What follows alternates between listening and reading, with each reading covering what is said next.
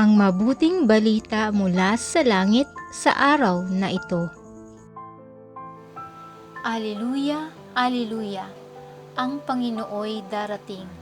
Tayo'y Kanyang hahanguin sa pagiging bihag natin. Aleluya, Aleluya! Ang mabuting balita ng Panginoon ayon kay San Lucas. Pinupuri ka namin, Panginoong Hesukristo.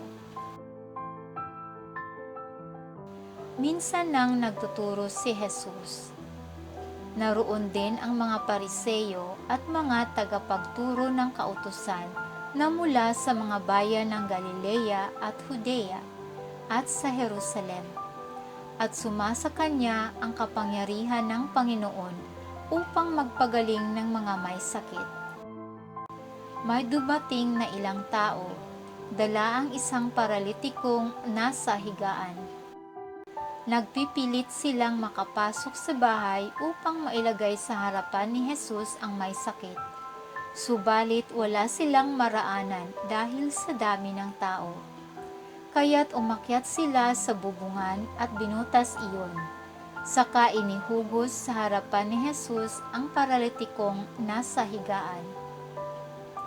Nang makita ni Jesus kung gaano kalaki ang kanilang pananalig, sinabi niya sa paralitiko, "Kaibigan, pinatatawad ka na sa iyong mga kasalanan."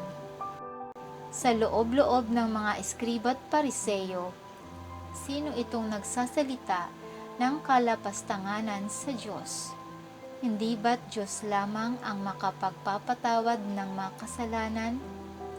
Ngunit batid ni Jesus ang kanilang iniisip, kaya't sinagot niya sila, "Bakit kayo nag-iisip ng ganyan?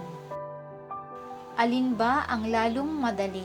Ang sabihin sa paralitiko, pinatatawad ka na sa iyong mga kasalanan, o ang sabihing, tumindig ka at lumakad?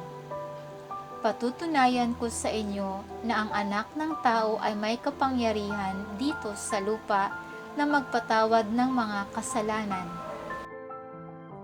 At sinabi niya sa paralitiko, "Iniuutos ko, tumindig ka, dalhin mo ang iyong higaan at umuwi ka."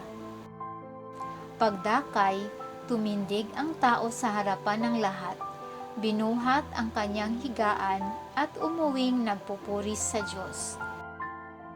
Nang gilalas sila at tigib ng takot na nagpuri sa Diyos. Nakakita kami ngayon ng mga kahangahangang bagay, wika nila. Ito ang mabuting balita ng ating kaligtasan. Papuri sa Diyos.